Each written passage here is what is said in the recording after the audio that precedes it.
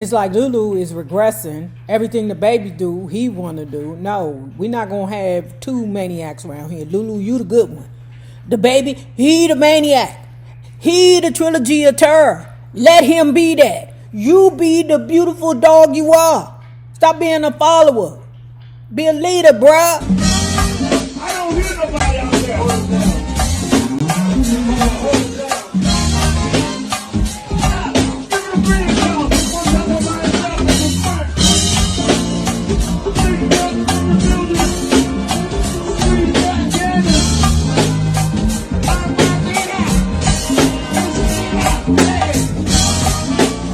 Hello there, bugs. Hello there, Bellas. If you have not already done so, please remember to like, share, subscribe, and tip your favorite narrator via Cash App at $NAROB on YouTube.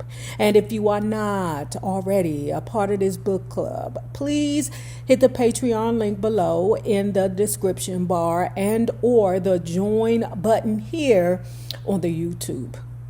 And for a small monthly fee of $5, you can be privy to all the shenanigans before the YouTube gets it, if the YouTube gets it. Additionally, I just want to say, in a time where social media is oversaturated with potential content creators and the veteran content creators, I am very lucky to be able to continue to get a check. It might not be the biggest check, but I can say wholeheartedly that you all who are paying members, the ones that like and share, those of you who have been with me from the very beginning, you all make it possible for me to continue to make a check here on the YouTube. Y'all know at my age, it's very hard for us to garner views and get some kind of revenue. Okay? It's hard for us because YouTube is for the young. But I'm still here. I may be black. I may be ugly. I may even be poor.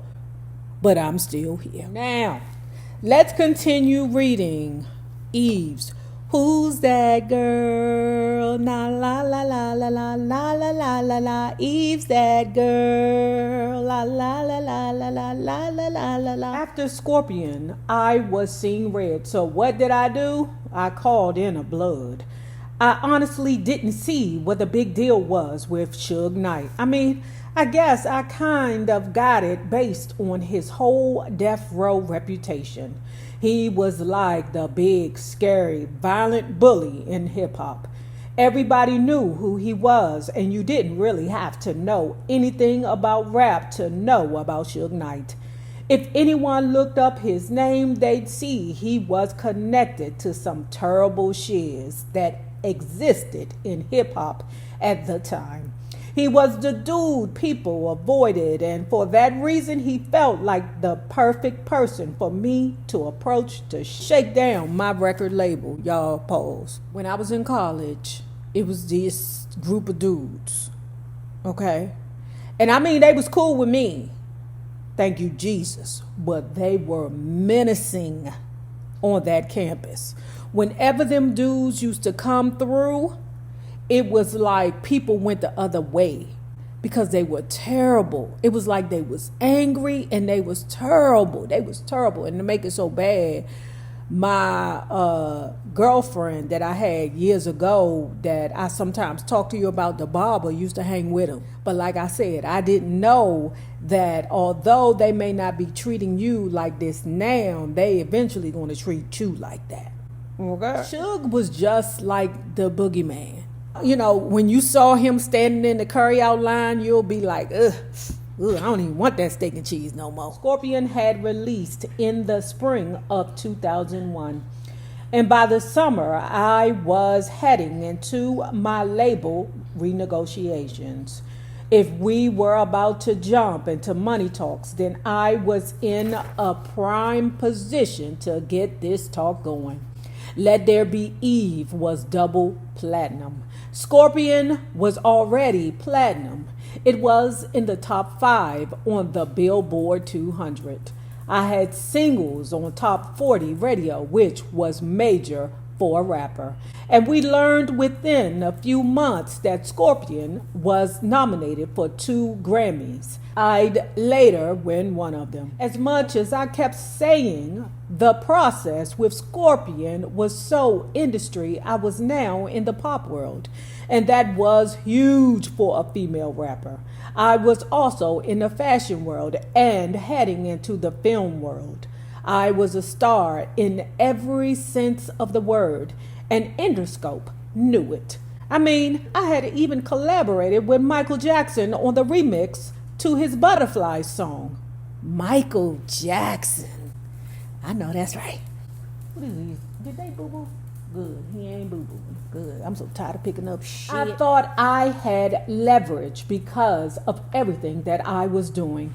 And I thought I had some power in the deal discussions. In my mind, those boardroom meetings that I was getting shrugs during should have changed by now. I'd broken the sophomore curse, and my 3rd album could be whatever I wanted it to be, along with money to prove they had faith in me. My career was at a high, yet I felt like I was at my absolute lowest with Interscope. You ever get the feeling where everyone is having conversations about you, yet it seems like they're never directly asking you what you need?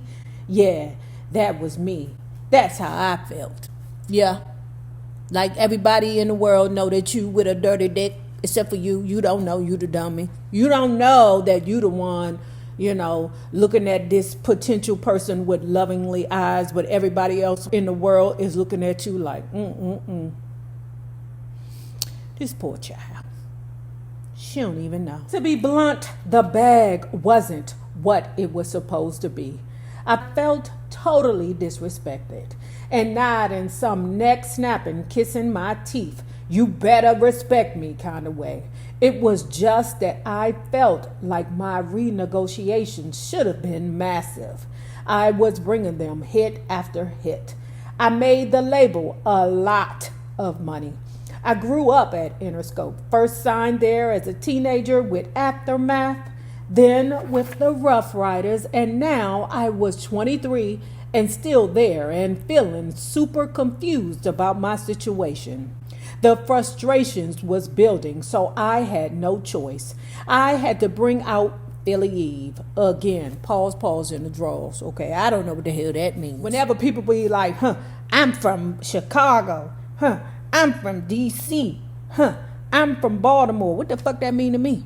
That mean to me that Philly people can't get their ass kicked? Or somebody from D.C. can't get their ass kicked? That don't mean shit. Hell, my wife from the suburbs of D.C. and she forever talking about how I'm from D.C. No, you're not. Sit your PG County ass down.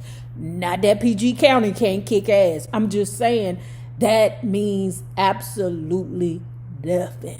When people be like, I'm from New Orleans, now that may mean something. Okay? Them crazy people from New Orleans, you motherfuckers understand suffering and despair. All right? But still, I'm not going to back down just because somebody like, I'm from whatever. Pause in the drawers again. When Amber Rose was speaking on her time on that show, College Hill, and how she had to bring the Philly out of her, she had to show Joseline Hernandez, oh, she's an ass kicker. And we don't care where she's from. I don't even know where the what is she called? The Puerto Rican princess. That's where she's from, the Puerto Rican. But the Puerto Rican princess is from. I don't care. We knows that she kicks ass. You can look at her and tell that she kicks ass. Anyway, Amber Rose was like, yeah, I had to let Joseline meet the Philly Amber. Girl, don't nobody give a about the Philly Amber. Especially the Puerto Rican princess. Because she will kick your ass from College Hill all the way back to Philly. You understand me, Amber Rose? Talking about she had to show her. Them is 2 ex-strippers. That's right, Lulu. I think she got, if y'all know what College Hill is, I think it's some show on BET. But Amber Rose got up out of that damn desk. I don't know what kind of desk it was. I didn't even know they still had desks in school. But anyway, she got up from that desk and I think tried to like scratch her. Joseline If it wasn't for the people on the set, she would have wore that ass out. And Philly Eve sought out the guy with the physical power, the one who talked with muscle and not manners. If my label wasn't going to pay me what I was worth, then let me go and show you who I could bring in to get me my worth. Suge effing Knight. In retrospect, it was a dumb move, but I had no compass in the game. I never really had anyone to sit me down and explain the mechanics of the music business. Tell me that women always unfairly get the short end of the stick, even when they're winning, and that men will always get the better treatment and be heard a lot faster than women ever will. I also didn't have anyone empowering me specifically. And maybe I wasn't even empowering myself, instead putting my trust in other people to handle everything. I was young and I was scared, but I was never really timid, so I was going to put up some kind of fight. The problem was that I wasn't up on all of the business jargon, so I wasn't able to pull up on my own and start firing off some lingo that they'd all understand, especially when I didn't. I figured that's what I had a lawyer for. I'm a different person now, and I can walk into any meeting and speak with confidence. But and also, you know, you got that rich white man behind you that they not gonna play with, because that's just not a man that you got. It's a white man. Okay, pause in the drawers. Let me tell you something that I believe is 100% true. I hate this, y'all. I hate the way the universe works. I swear to the Jesus, I hate it. But I was on the Instagram and I came across this woman that talks about the realities of the work world in this era. What she said was so true, y'all. When I tell you I have never received respect from a place like how I do now, I mean, you always gonna fight for money, always. But what she pointed out is that women who are married get more respect in the workplace than single women. And it's just something about the fact that, you know, they know that I have, you know, this relationship, whether it works or it's not working, that I didn't have in my previous workplaces where I get respect. I mean, respect. And it's a woman, but it's a woman who's accomplished. And when I was single, man, it would be anything. Anything. It was like I was fighting all the time. God damn it, all the time I was fighting all the time. But at this place right now, it's like they just be like, okay, Renee. I mean, sometimes it seems a little like I might have to be like, but for the most part, it's just a different interaction. Let me say that. Anyway, let me go further. Y'all tell me what y'all feel. Do they respect the married people more, or the married women more than they respect the single women at your job? I'm a different person now, and I can walk into any meeting and speak with confidence, but I wish back then I'd known just a little more about the business side of things so that I could walk in there and confidently demand action. What was worse, I didn't have anyone really rallying behind me to make things happen. And now I was about to have the biggest villain in the game with me. So there I was in Santa Monica that August, co-hosting the Soul Train Lady of Soul Awards, when I heard Suge Knight was in the building. I knew what I had to do.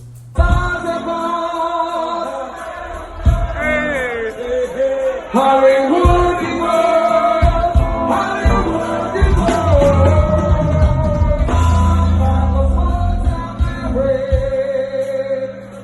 lovely white light, baby carry. No, all the stars that come, the stars that come. Hallelujah.